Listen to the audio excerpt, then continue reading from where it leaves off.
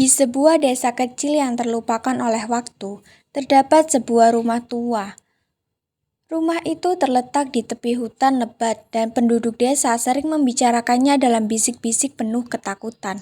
Rumah itu sudah lama tidak dihuni dan memiliki sebuah kamar yang dikenal sebagai kamar terlarang. Kamar terlarang itu selalu tertutup rapat dan tidak pernah dibuka. Konon ada sebuah legenda yang mengatakan bahwa siapapun yang mencoba memasuki kamar tersebut akan menghadapi malapetaka. Meskipun tidak ada yang tahu pasti apa yang ada di dalam kamar itu, rasa takut yang mendalam telah mengikat desa tersebut dengan misteri. Suatu malam, seorang pemuda bernama Adrian datang ke desa tersebut. Adrian adalah seorang penulis yang mencari inspirasi untuk buku horor terbarunya. Setelah mendengar kisah tentang rumah berhantu dan kamar terlarang, dia merasa tertantang dan memutuskan untuk tinggal di rumah itu. Saat malam pertama di rumah tersebut, Adrian duduk di ruang tamu menulis catatannya tentang atmosfer rumah tua itu. Semua terasa tenang, tetapi ada sesuatu yang aneh di udara, sebuah gema samar yang terus-menerus terdengar. Seolah-olah ada sesuatu yang bergema dari dalam rumah tersebut. Pagi hari berikutnya, Adrian memutuskan untuk menjelajahi rumah lebih lanjut. Ketika dia tiba di depan kamar terlarang, dia merasakan aura dingin dan berat di sekelilingnya. Kunci kamar itu tampak berdebu dan lama, dengan gembok yang sudah berkarat. Apa yang bisa terjadi jika aku melihat ke dalam? Pikir Adrian. Dia merasa dorongan kuat untuk membuka pintu itu meskipun ada rasa takut yang menyelimutinya. Setelah beberapa saat, dia memutuskan untuk menunda niatnya dan melanjutkan mengeksplorasi rumah tersebut. Malam berikutnya, Adrian kembali ke kamar terlarang dengan niat yang lebih bulat. Dia membawa senter dan kamera untuk merekam setiap momen. Dengan hati yang berdegup kencang, dia mulai mengangkat gembok dan membuka pintu. Begitu pintu terbuka, sebuah bau busuk yang menyengat menyambutnya. Adrian menyalakan senter dan melangkah ke kamar. Kamar itu gelap dan penuh debu, dengan langit-langit yang sangat rendah. Di tengah ruangan, terdapat sebuah meja tua yang tertutup kain tebal. Saat Adrian mendekati meja, gema samar yang telah dia dengar semakin jelas. Suara itu terdengar seperti bisikan yang berasal dari tempat yang sangat dalam. Adrian merasa merinding, tetapi rasa ingin tahunya lebih besar daripada rasa takutnya. Dia menarik kain dari meja dan menemukan sebuah kotak kayu tua. Kotak itu tampak sangat usang, dengan ukiran yang pudar dengan penuh goresan. Tanpa berpikir panjang, Adrian membuka kotak itu. Di dalam kotak terdapat beberapa benda aneh, sebuah buku tua, sebuah kalung dengan liontin, dan beberapa foto hitam putih yang pudar. Adrian mengambil buku itu dan membukanya. Halaman-halamannya penuh dengan tulisan tangan yang sulit dibaca. Ketika Adrian mencoba membaca tulisan dalam buku itu, dia merasakan udara di sekelilingnya semakin dingin. Gema bisikan semakin keras, seolah-olah buku itu memiliki kekuatan untuk membangkitkan sesuatu yang tidak diinginkan.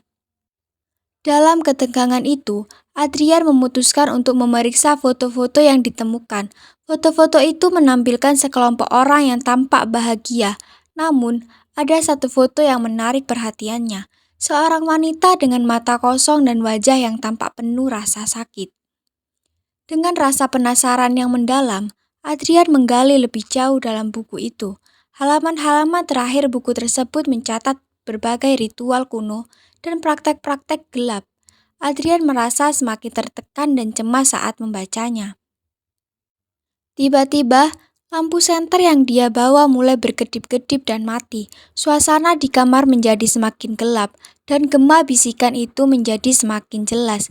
Adrian merasa ada sesuatu yang tidak beres, tetapi dia merasa terikat untuk menyelesaikan apa yang telah dimulainya. Dengan hati-hati, Adrian mencoba menyalakan senter lagi. Setelah cahaya kembali menyala, dia melihat sosok bayangan samar di sudut ruangan. Sosok itu tampak seperti wanita dalam foto, tetapi dalam keadaan yang sangat menakutkan.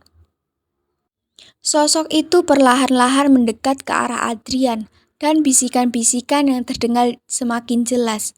Jangan, jangan di sini. Suara itu berbicara dalam bahasa yang tidak dimengerti, tetapi penuh dengan rasa kesedihan dan kemarahan. Adrian merasa tubuhnya membeku, tidak mampu bergerak. Sosok itu semakin mendekat dan suara bisikan semakin keras, membentuk kalimat-kalimat yang tidak dapat dipahami sepenuhnya tetapi terasa sangat menekan. Dalam keadaan panik, Adrian mencoba melarikan diri dari kamar itu. Namun, saat dia berlari menuju pintu, dia merasa ada sesuatu yang menahannya, seolah-olah ada kekuatan gaib yang menghalanginya. Pintu kamar terlarang tampak tidak bisa dibuka, dan Adrian merasakan dorongan kuat untuk kembali ke meja. Di meja, buku tua itu terbuka di halaman yang menunjukkan ritual pemanggilan jiwa. Adrian kembali ke meja dan merasakan kehadiran gelap yang semakin intens.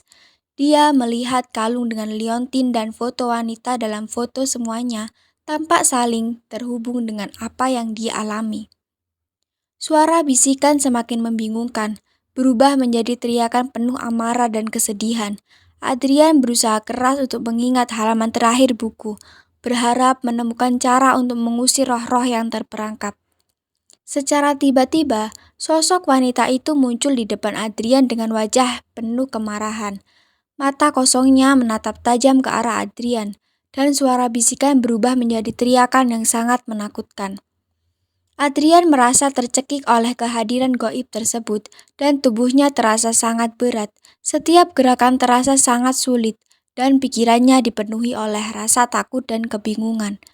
Dalam usaha putus asa, Adrian menarik kalung dengan liontin dan mencoba membuangnya jauh dari dirinya.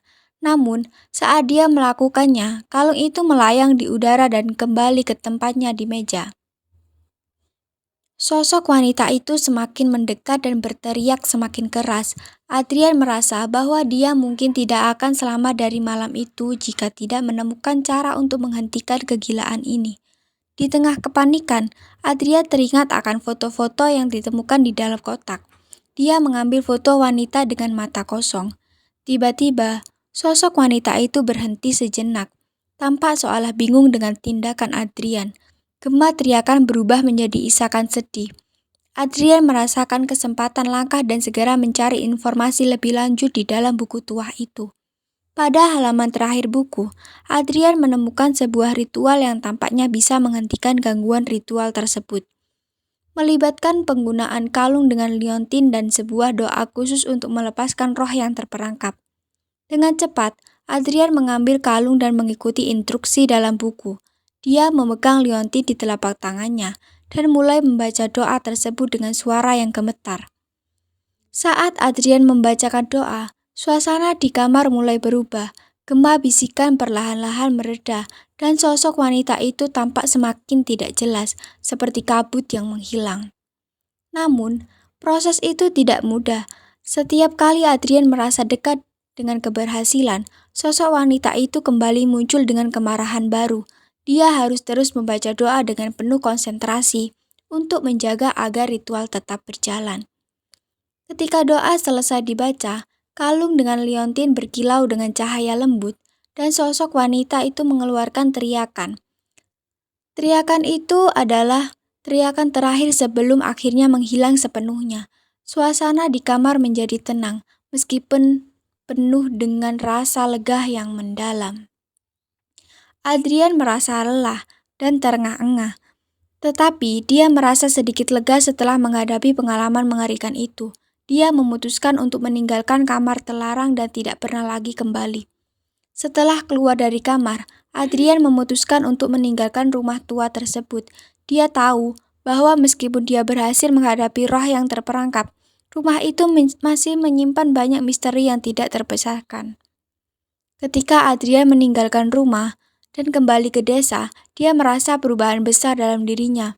Rasa takut yang sebelumnya menyeliputinya kini digantikan oleh rasa kepuasan dan keberanian. Penduduk desa yang melihat Adrian keluar dari rumah itu tidak bisa menyembunyikan rasa penasaran mereka. Mereka bertanya-tanya apa yang terjadi di dalam kamar terlarang. tetapi Adrian memilih untuk tidak menceritakan seluruh kisahnya. Adrian kembali ke kehidupannya sebagai penulis dengan cerita dan pengalaman baru yang tidak ternilai harganya. Rumah tua dan kamar terlarang menjadi bagian dari kisah horor yang akan dituliskannya di masa depan.